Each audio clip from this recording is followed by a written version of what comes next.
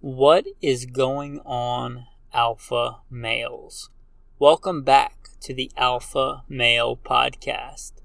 Today's episode is going to be lessons learned from living off grid. Before we get into that, don't forget to like, subscribe. If you're listening on iTunes, scroll down, click a couple of stars. It only takes a few seconds while you're listening. Help others find the message. And if you want to help support the message, consider going to goodshepherdtraining.com and supporting on Patreon. If you want to skip the bio, as always, skip around 3 minutes and 45 seconds from where it starts and catch me back in the body of the show. First and foremost, I am a servant of God, preacher, a fisher of men. God is number one in my life, and everything that I do in this podcast is no different, and I don't apologize for that. A little bit about me in the background. I grew up, I guess what you would consider a heathen. Didn't grow up a Christian, but I grew up in the southeastern United States, what most would consider very poor. Hunting and fishing and shooting. Joined the Marine Corps at 17, did a couple of combat tours in Iraq. After my combat tours in Iraq, I was an urban warfare instructor for the United States Marine Corps under Mojave Viper. I also served in law enforcement for several years in LAPD. I worked patrol assignments and more specialized assignments, where by God's grace, He got me through some nasty places in this world of war zones and some of the nastiest streets in the country. Not because I am better, because God chose to have mercy on me and had a purpose for me, and I'm thankful for that. After my time in law enforcement, I was a private contractor for federal government, for a 3-letter government agency I won't specify, doing private contracting work. I'm very much involved in guns and gunfighting. I also served in the U.S. Army, both full-time and part-time National Guard. I should say my primary MOS is in both branches of the military or infantry, as of one sort or another. Specialized infantry in the Marine Corps and an MOS that no longer exists. I started competition shooting even before I joined the Marine Corps at 17. I won my first gold medal even before I joined the Marine Corps at 17. I've been blessed by God with the talents He's given me to win more shooting competitions than I can remember. I've won most of my competitions in rifle and pistol, but I've also competed in archery and shotgun and even muzzleloader, knife throwing, hatchet throwing. I've competed in all that. I've also been a professional big game hunter and guide. Like I said, I grew up hunting and fishing and shooting. I've done it to put meat on the table because I like to put food on the table with the talents God's given me. I don't apologize for that. I've done it as a professional hunter and guide. I've slain all manner of beast and guided for all manner of beast. Bear and wolf and elk and deer, mule deer, whitetail deer. I've slain ram and fallow deer and countless animals. And I don't apologize for that either. FBI certified, firearms instructor, NRA, and a bunch of other 3-letter government agency certifications. Blessed be the Lord my rock, who trains my hands for war and my fingers for battle. Psalm 144. I've been blessed to be the commander of a tactical team, an SRT, special response team, in a large metropolitan area, where our primary job was to stop active shooters. But again, first and foremost, I'm a servant of God. If you've been listening to the past episodes of the Alpha Male Podcast, you'll know that recently I left my full-time job, far more than a 40-hour-a-week job as a general manager, because I didn't think I could do that and do a good job on these podcasts. And by God's grace, these podcasts have been growing. If you want to support the podcast, consider going to goodshepherdtraining.com and becoming a patron. But part of that means that I lost that full-time income, and these podcasts are by no means even close to the median, U.S. household income. So I decided to go live off grid to supplement that to make, a cheaper cost of living. And my wife lovingly decided that she would do that with me. So we've been living off grid. So that is what today's episode is going to be about, living off grid. Now, sadly, I don't think it's sustainable because where we are now in Oregon, you have to drive about an hour and a half round trip to get service to put out a podcast. So by the time you factor in gas, that's really not saving any money by not paying rent. And I've come to realize it's pretty difficult to do an internet-based business without the internet. So sadly, this may be the end of a chapter, and probably not forever. I've done large swaths of my life living off-grid, which we'll get into after I plug in the bio. But just an update for you guys. Also a pup date. Alexander Hamilton, a Rhodesian Ridgeback, is 107 pounds as last we weighed him and 10 months old and adorable, taking a nap by the fire right next to a beautiful, beautiful river. Anyway, we're living off-grid and have been for a while in the beautiful, almost incomprehensibly large national forests around here in southern Oregon.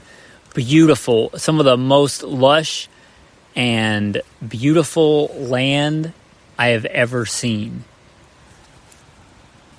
Also lush with mosquitoes.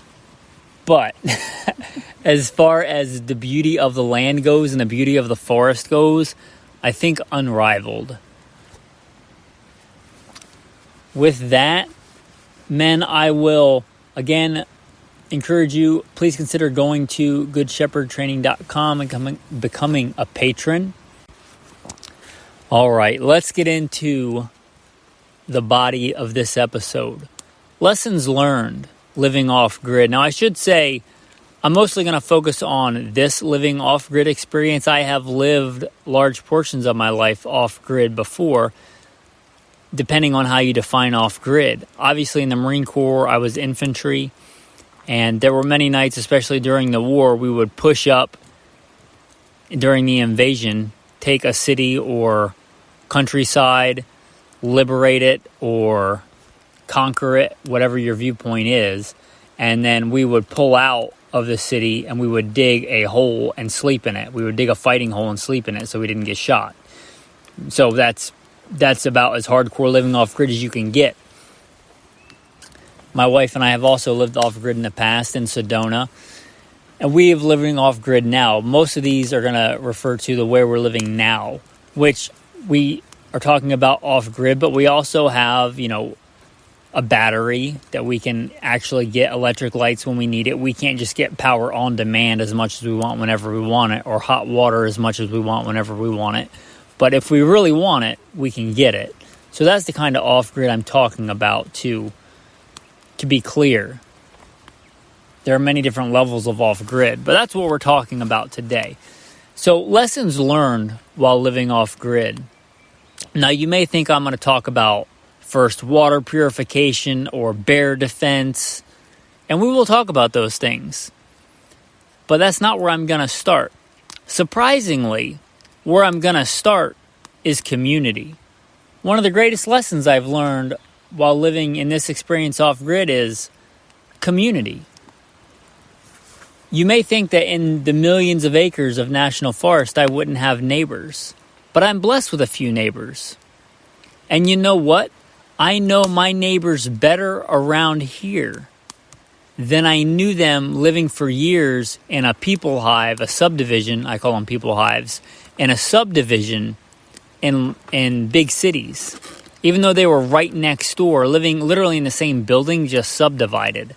I know my neighbors better here and have had more interaction with my neighbors living off-grid here in a week than I did living years in a people hive in a suburb. That says something, and that's an important lesson. It's different. Again, living off-grid includes not having service. That means when you need something that you don't have, you have to reach out and talk to people. What a concept in 2022. You have to reach out and say hello and introduce yourself. a very different experience than a lot of younger people than me grew up with. I mean, I'm old enough that I grew up without a cell phone. I didn't get a cell phone until after the war. Give you an idea how old I am. I had already fought a war by the time I had a cell phone. But a lot of younger people than me grew up with a cell phone. But out here, there's no service. There's none of that. If you want to interact with somebody, you have to talk to them. And one of the first experiences I had in this community was somebody coming and offering me something. Somebody that had been here, and they came and offered me something. That was one of the first experiences I had with my neighbor, was him coming to offer me something. And this is a man materially that probably has less than we have. But he came to offer us something. And that was a blessing. That was a beautiful thing, to be part of a community. And a big part of the community out here is you can't just Google stuff if you want to know something. A lot of the stuff wouldn't be on Google anyway. You have to talk to your neighbors, to find out where the clean water is. You can't just look it up. Sometimes you need something from your neighbors. Sometimes your neighbors need something from you. It's a community. The way I believe it used to be here in the small towns in America, where you didn't just run to Walmart for everything, where might know that Joe, made the homemade wine, or Sally made really good rhubarb pies, and you might give her something that you did really well. You might get a couple of deer every year, and you might trade a leg of deer for a couple of her pies. In a small community that I'd like to imagine America used to be like, because there wasn't cell phones. You couldn't just pay somebody all the time to render you service. You had to be part of a community, and it wasn't always about what you could get from somebody, but the relationships you could build with somebody. And that's why I wanted to start with that as the first thing I learned in this lesson, living off grid. It's more blessed to give than it is to receive. It is nice to do things for your neighbors. It is nice for your neighbors to come ask you for something and to be able to provide something for them. That's a great feeling. And I think we've lost that a lot in America in 2022. I think we've lost that a lot in the suburbs. We cram everybody together, but nobody knows anybody really. And I think that's sad. Now let's get into the other stuff, the stuff you were probably expecting me to talk about. Now we are right on a beautiful, clear creek, river, however you would define it. In Arizona, you'd probably definitely call it a river, or in California, you'd call it a river. But it's decent size, and it's beautiful, and it's clear, and you may be able to hear it in the audio in the background. You may be able to hear the fire crackling, too. It's beautiful. It's clear. In fact, I thought it was pretty shallow. This will tell you how clear it is. It's not my first creek. It's not my first rodeo, the first time I've crossed a creek. I looked in it and thought, oh yeah, I'll roll my pants up to my knees, and I'll, like high waters, like you back in the day when you're on the beach or whatever, I rolled my pants up to my knees and figured, oh, that'll be good enough because it was so clear. I'll walk across this river on a shallow spot. And anyway, needless to say, my gun got wet, my belt got wet, my shirt got wet. It was a lot deeper than it looks. And I know spots where I can see where it looks very deep. But we have access to this clean water. And we're living off grid. Water's important anytime. But when you're living off grid, you don't just get water on demand. You have to get your own water. So hauling water up this creek from the river, how high up do you think we are from the river? I mean, I can see the river now, but we are way up high above the river on the rim of this small canyon. How far do you think that is? 70 feet. So 70 feet. So what I do to get water is I go down with a 6-gallon jug. I can't fill it all the way. I have to lay it on its side, but I probably get 5 gallons in there. So 5 times 8 is 40 pounds. And I lug that sucker up the hill and down and up the hill and down to get water so we can have clean water. I'm blessed to be so close to the water. It's a great blessing to have access to that beautiful clean water. I will say that I do put iodine in it, as I've told you guys to have iodine in your preps. I usually and I'm not super precise, but generally around 1 drop per gallon. Iodine in the water. Iodine is a cheap thing to have, and the water might be fine to drink without it. I mean, there's fish and things in the river, I'm sure, but the water's probably fine to drink without it, but dirty water is not something you want to risk. How easy is it to drop a drop of iodine per gallon in the water? There is an old hand pump well located within the national forest. It's one of the things the neighbor and I talked about, how to get the water. But it's actually easier to just go the 70 feet down to the canyon and lug it back up than it is to find that well and pump it out and come back and get it. The water's pretty clean. There's also a couple of little brooks where it comes down the side of the mountains and is probably even cleaner. But again, you got to carry it back to where you are, and lugging, 40 pounds of water in jugs is not easy. Which is something to think about if you're thinking about, if your bug out plan for, the end of the world as we know it is bugging out to the forest. Is there clean water there? And if not, can you get it? You'll think, just boil water. Boiling water is labor intensive. You need a lot. And that's another thing that we do here that we'll get into, but we gather wood for fires at night. Not always to cook, but sometimes to cook and just to keep the mosquitoes away. And I love sitting by the fire with my wife. It's one of the things I'm blessed to do in this chapter of my life with my wife is have a little bit of time to sit by a fire like I'm doing now, record a podcast, train the dog, look at a river. But, collecting firewood is labor intensive. We're blessed with the weather here on the Oregon coast. That's the reason years ago I looked at a map and said if I had to live off grid, that would probably be the place to live. And it's a good choice. It would suck to gather enough wood every night in the middle of winter, or try to, if the weather conditions are adverse. If you think you're going to boil water, you got to think about that. You still have to get the water, then you have to make a fire. And it takes quite a while to boil a large amount of water. Probably more labor than you think it's going to take. So keep that in mind. You have to gather the water. You have to move the water. You have to have a container big enough to boil enough water in. And you have to be able to do that on a regular basis to get clean enough water to drink if you're planning on boiling it. Whereas, 1 container, 1 liter of iodine is fairly inexpensive and would last a long, long time. But I can't overstate the importance of clean water. Talking about fire and water, let's talk about cleanliness. There's one thing my wife will tell you. She'll tell you that I'm all about being super clean and smelling fantastic. So one of the things that I do, I don't know if you can hear her laugh in the background, but one of the things that I call is a jug shower. I limit myself to a gallon of water. That's my shower. And you probably want to do this if you are collecting your own water. You can use a lot of water taking a shower if you don't know what you're doing. Again, this is not my first rodeo, but what you do is you take a gallon of water, you take a small fraction of that, maybe a quarter gallon, you get yourself wet, you soap yourself up while you're wet with a bar of soap, and without running the water, you just have a little bit of water on you. You set everything up, wipe your man parts, your armpits, your face, the back of your neck, whatever needs it. You get all soaped up, and you use the rest of it to rinse it off. And that's your jug shower, your gallon jug shower. And you can get a decent shower with a gallon of water.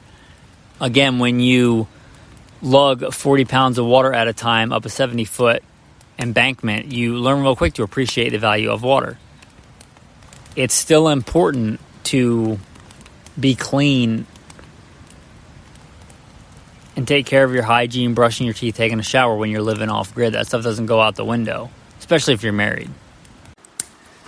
Talking about fire and water, let me tell you one of the secrets of living comfortably off grid when you can get it, and that is propane. The efficiency of propane is amazing. How much easier it is to cook on a propane fire a meal, if that's not like your whole day's work preparing a meal on an open fire, which can be cool. We did that on Sabbath, and it was wonderful. Cooking meat over an open fire and figuring that out and getting it just right. But again, that's pretty labor intensive. Unless you have like a community and a couple of older people designated to do that and keep an eye on the fire, because you can't just, an open fire is not just a set temperature. Like, you really have to monitor it and build it and maintain it to get it just right, to cook meat just right. And that's pretty labor intensive. That takes somebody dedicatedly watching it. And if you get away from it, or it gets away from you, then that meal is ruined. So again, pretty labor intensive. One of the keys to living comfortably, and I guess call it cheating, but having propane if you can get it, especially for times when maybe it's too wet to have a fire, or it's too nasty outside to have a fire. Propane can be a big advantage. And it's the amount of energy you get for the amount of money for propane is kind of astounding. Even with today's inflated prices, it's still a good bargain if you have to live off grid. We probably as a family go through less than 5 gallons a week. Let's talk about improvising. That's actually one of the things I love most. Maybe I should have mentioned this second, right after community. But one of the things I love most about living off-grid is I can't just go pick something up at the store. Again, it's an hour and a half about drive round trip just to get service, let alone get to a store. I don't just go into town if I need something. I improvise it. And I like that as a man. I like that as an alpha male. I like that as somebody who's been blessed with a critically thinking brain. And I think all men kind of miss that when we get into our super cushy world. I like improvising. The other day I said we cooked on an open fire. Well, I had to make some kind of apparatus to suspend that meat above the fire. And I liked it. I enjoyed trying to figure that out. I like figuring out a better way to do it. I figured out a way to get water from the creek and haul it who knows how many feet up the side of this embankment. But I found a more efficient way to do it, a more efficient way to fill the jugs. And that took me looking at it, thinking critically, and figuring it out. And I like that. I enjoy that. And I think most men do. And I think that when you're in an environment meant to make everything easy, where you can just go click a thermostat, or where you can just turn on Netflix. And to be clear, even when I live on grid, I don't have a TV and watch Netflix. But where we can just kind of zone out. I don't think that's good or healthy for alpha males, or any male for that matter, or anyone for that matter. It's good and healthy to have to think in your environment to make stuff work. I like that. And there's lots of examples of that this week, just trying to make something work, trying to find something. One of the things I like, of course, I like having a nice gym, but obviously there's no gym out here in the middle of the forest. But by God's grace, I still work out twice a day, every day. That doesn't change because I don't have a gym. It doesn't change because I travel. Alpha males don't make excuses. Alpha males get stuff done. One of the things my wife likes most, I think, is what we call wife push-ups. And that's where my wife sits, what would you call it, baby? Indian style? How do you sit on my... Indian style on her knees on my back, and I do push-ups to make it more like a bench press to give some resistance. I like that. And she likes that. It's nice. There was a piece of rope hanging from a tree, and I found a hook to hang on it, and I hung our resistance bands on there and did... pretty much cable flies. But I figured that out. I thought, how does this muscle work? How can I work it? How can I give it resistance to make it grow stronger? How can I rip it and tear this muscle to make it grow back bigger? And I like that. I do like having a nice gym, I'm not going to lie, but I don't let it stop me when I don't. Things like wife push-ups or wife pull-ups, or working out between two logs, or using a log to do basically incline bench press, or using rocks to do kettlebell swings. Things like that, things we've talked about before. I like having to think about things. It's nice. It's nice having to figure things out and think ahead, instead of just zoning out to some song or looking around at something at the gym, having to think about, how am I going to get my next exercise? How am I going to make this work? I like that. And I think most men and most alpha males like that too. And that's something I get more of living off grid. Now let's talk about off-grid defense. Now obviously, you can't just call 911. You generally, I shouldn't say that I was a cop, but you generally can't rely on 911 if you live in the middle of the city, because it generally takes, 15 minutes is a good response time. Well, how many people can a bad guy kill in 15 minutes? A lot. Your entire family. So it's kind of an illusion anyway, but you don't even have the illusion of it out here. Ain't nobody coming to help besides the community that you build out here and the people that you live around and have community with. And I think that veil is torn away here, and I like that. Sadly, one of the neighbor ladies, older Asian lady that lives, I call them neighbors. It's not like we're right next to each other, but she lives down the way. I don't know how to describe it, in a forest. But very nice older lady, but she said 2 men were stealing stuff off of her van. She's got one of the vans set up with the solar panels and all that.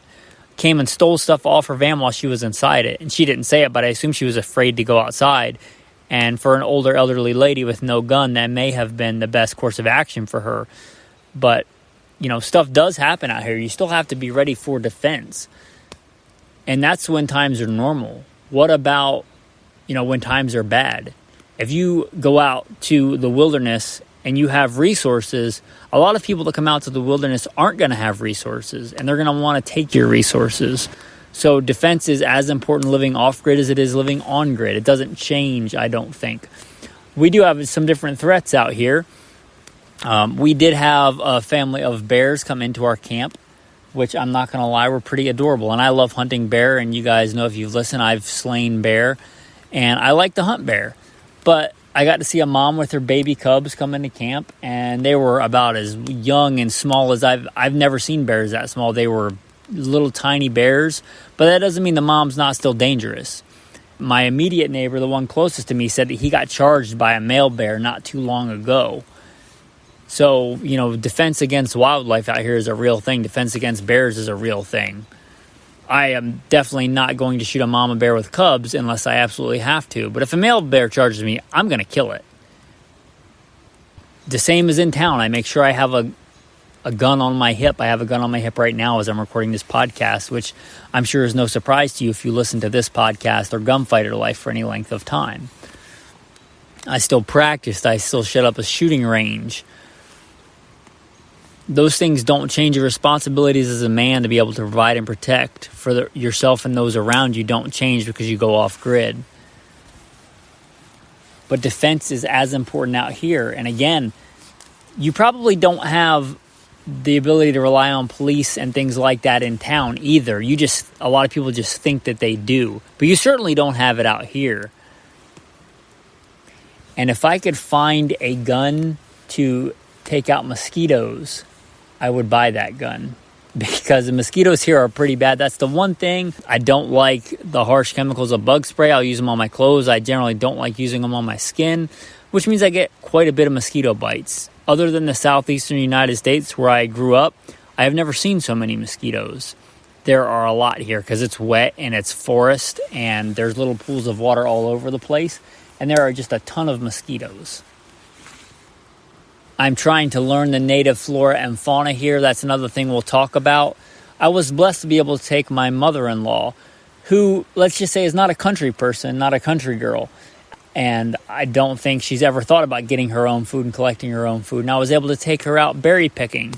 There are quite a few edible berries around us, and we could have just collected berries and eaten them, but I wanted her to really enjoy it. So we came back and made reduction syrup, and we collected blackberries and raspberries, salmon raspberries, and they're delicious. And I also found huckleberry, but we didn't gather those. And that's just literally within a mile radius of where I am right now. It is a beautiful, lush forest. And just with the plants that I know, without hunting, I could probably forage here and survive. Now, I'd like to hunt. I like to hunt and kill animals and eat them, and I don't apologize for that. Just to give you an idea, it's important, whatever environment you go out to live off-grid, to know your flora and fauna, to know what the plants and animals are around you. They're a resource. They're a natural resource. And especially if it's public land like you have out west, I'm sure there are many plants here that I can get to know and get to know the uses of. And there's probably a plant around here I can rub on me to keep mosquitoes away if I could just find out what it is. I would love to find that plant. But you don't have to go live off grid to do that. Even if you live in a subdivision, go outside and find the resources in your area that are available to you. You know, if you think you're going to go to the forest if things get bad, you had better know how to live in the forest when things are good. You had better know how to find food when you're not hungry. You know, I love to hunt, but it's going to suck to rely on that if I don't have any food and I haven't eaten for 3 days. It's going to suck if you go out to the forest and you don't know the first thing about what you can eat and what you can't eat. And I have learned that the hard way sometimes about things that I thought were something and were something else, or I thought were edible that turned out to be only edible if you cook them and super, super irritating and cause blisters and rash if you don't cook them. Oh yeah, I've been there and done that. But better to figure that out when I can get Benadryl than to figure that out when I haven't eaten in 3 days and my immune system's compromised and all that other stuff. So you better get those blunders out of the way now. I love living off grid. I like it. I wish that this wasn't probably the end of a chapter. Like I said, it's just not sustainable to have to drive for an hour and a half to put out a podcast episode, let alone trying to grow the business in other ways. I love it. I really do, but it's not comfortable. Perhaps that's one of the things I like about it. I can't just flip a switch and get everything that I want. I can't just double click something on Amazon and have it delivered. I like that. It's not comfortable, but it's real life. And I wonder if we have progressed so far as a society that we've regressed out of community, out of true civilization, into an autonomous world that we barely recognize anymore and that we struggle in as humans. If you look at a lot of countries that get super affluent like America, like a lot of Western countries, the suicide rate often goes up. And I wonder if part of that is because we struggle with so much abundance and with no challenges and with so much comfort that we just feel lost in a world that we weren't made for. Now, of course, I don't have to worry about that because I have God and I have Jesus Christ. Blessed shall I be in the city and blessed shall I be in the country. You've heard my background. I've been the commander of a tactical team in a large metropolitan area. I can live in a city. I can enjoy going to Buffalo Wild Wings and getting salt and vinegar wings, which I really like. I can enjoy a good cup of Dutch Brothers coffee. I can also enjoy wading in a creek and falling down and being freezing cold and all those other things. And I don't really worry too much because I know that with God, whatever environment I'm in, I'll have all that I need. And if you don't have that, I encourage you. That's the most important thing in life. I don't care if you live in the forest or the desert or a subdivision or the ghetto. If you have Jesus Christ, if you have God, you have all you need. And if you don't have him, I don't care if you're a millionaire. You don't have anything. I guess those will be some closing thoughts, men. Again, like I said, this will probably be the close of a chapter. I'll probably still come out to the forest. I usually do from time to time when I have free time. I was hoping quite a few people would step up on Patreon, and I'm thankful to all the patrons that did, but it hasn't been as much as I was hoping, so I'll have to find a way to grow the business in other ways. I don't want to take a bribe. I don't want to get sponsors. In times in my past, when I was a big-time shooter and competitor, I would have sponsors, but I started reading my Bible more and realized I'm not supposed to take bribes, and I don't want somebody on this podcast or me telling you on this podcast how great a certain product is. So I'll probably have to instead of getting sponsors, I'll probably just have to open the podcast up to advertising that I have no say in. That way you guys don't think that I'm endorsing one thing over another. I would really love to have enough patrons, even just a small percentage. If a very small minority would support on Patreon, there would be enough to just do this without any of that. But I promise you that if I do go to getting commercials and things like that on the podcast, that once I get, let's say, even the median household income, then I will pull all that back. If I can get enough of that from selling merchandise and having patrons, then I'll get rid of the ads. I don't want you guys to have to listen to ads to get this message. But I may have to do that if I want this to be, a living. If you want to support Again, the best way to do that is going to Patreon. Consider going to Good Shepherd Training and becoming a patron. Again, goodshepherdtraining.com and supporting on Patreon. I mentioned merchandise. I don't often mention it, but there is some cool merchandise on there if you want to support that way. Or you can just reach out to me at goodshepherdtraining.com. My wife actually came up with a tactical tip of the day, and we use it quite a bit. And it's not something you would expect, but Google Lens. Even if you don't have service, if you anticipate going back to somewhere with service at some point in your life, you can take pictures of the flora and fauna, like of a certain kind of bird or a certain kind of berry, to know whether you can eat it or whether it's a poison death berry and it's going to kill you or give you massive diarrhea without learning that the hard way. So a way you can do that is called Google Lens if you don't know.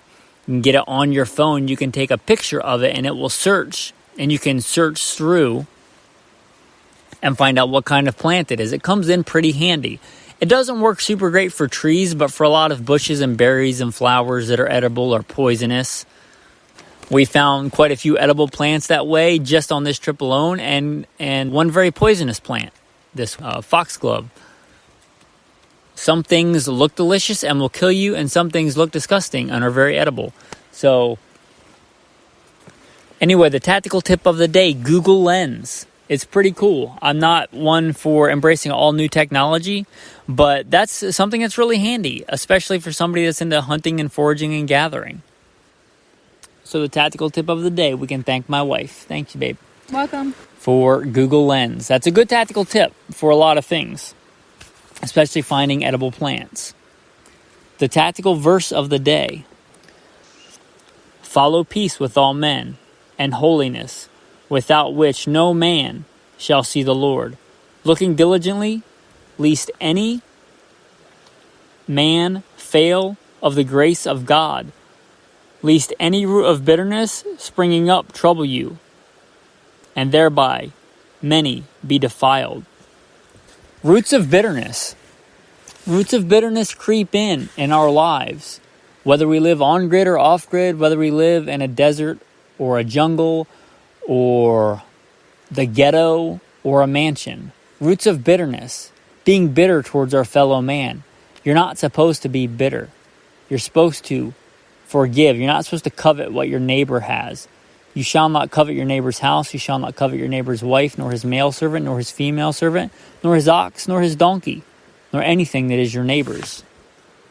It is also written in God's law, you shall not take vengeance nor bear any grudge against the children of your people, but you shall love your neighbor as yourself. I am the Lord.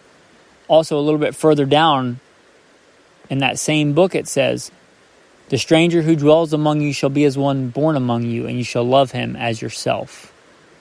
Let there be no root of bitterness in your heart. For it is written, vengeance is mine, I will repay, says the Lord. It's the Lord's place for vengeance. It's your place to forgive. It's your place to not have bitterness. Bitterness in your heart towards your neighbor does not harm your neighbor. It harms you. And it harms your relationship with other people and with God. So don't let a root of bitterness. Think about that like a root. Pluck it out by the root. If you leave the root, it can grow back. Pluck it all out. Take it all out.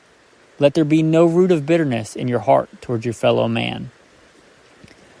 With that, men, I want to say thanks for listening to this episode of the Alpha Male Podcast. And have a blessed day.